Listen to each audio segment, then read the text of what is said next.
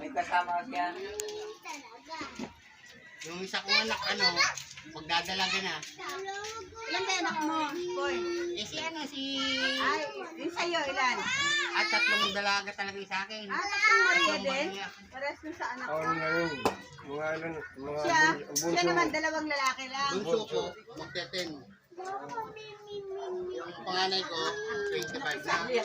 Wala pang asawa. May apo na ako sa pangalawa.